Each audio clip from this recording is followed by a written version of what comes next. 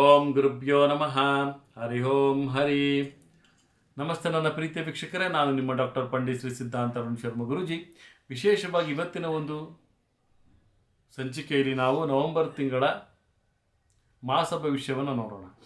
ವಿಶೇಷವಾಗಿ ಈ ಒಂದು ನವೆಂಬರ್ ತಿಂಗಳಲ್ಲಿ ಮಿಥುನ ರಾಶಿಯವರಿಗೆ ಸಣ್ಣ ಪುಟ್ಟ ಪ್ರಯಾಣದಿಂದ ಸ್ವಲ್ಪ ಲಾಭವಾಗುವಂಥದ್ದು ಮತ್ತು ಉನ್ನತ ಶಿಕ್ಷಣಾಧಿಕಾರಿಗಳಿಗೆ ಉತ್ತಮವಾದಂಥ ಬೆಳವಣಿಗೆಗಳಾಗುವಂಥದ್ದು ಮತ್ತು ಕ್ಯಾಂಪಸ್ ಸೆಲೆಕ್ಷನ್ ಆಗುವಂತಹ ಯೋಗಗಳು ವಿದ್ಯಾರ್ಥಿಗಳಿಗೆ ದೊರೀತಾ ಇದೆ.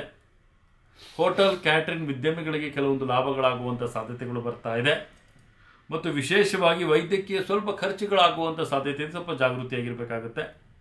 ಮತ್ತು ವಿಶೇಷವಾಗಿ ಕುಶಲಕರ್ಮಿಗಳಿಗೆ, ಕಾಸ್ಮೆಟಿಕ್ಸ್ ಬಿಸ್ನೆಸ್ಗಳಿಗೆ ಸ್ವಲ್ಪ ಉತ್ತಮವಾದಂಥ ಲಾಭಗಳಾಗುವಂಥ ಸಾಧ್ಯತೆ ಕಂಡು ಬರ್ತಾ ಇದೆ.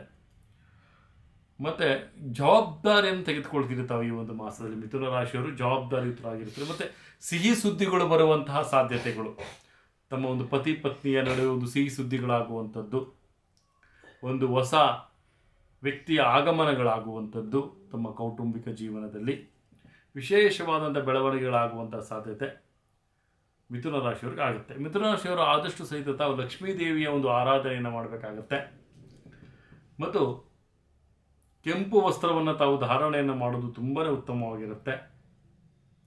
ದಕ್ಷಿಣ ದಿಕ್ಕನ್ನು ಆಯ್ಕೆ ಮಾಡಿಕೊಳ್ಳೋದು ಲಾಭವನ್ನು ತಂದುಕೊಡುತ್ತೆ. 4 ಅನ್ನುವಂಥ ಸಂಖ್ಯೆಯನ್ನು ತಾವು ಆಯ್ಕೆಯನ್ನು ಮಾಡಿಕೊಳ್ಳೋದು ತುಂಬಾ ಉತ್ತಮ. ಇದಾಗಿತ್ತು ಮಿಥುನ ರಾಶಿಯ ನವೆಂಬರ್ ತಿಂಗಳ ಮಾಸಿಕ ಭವಿಷ್ಯ.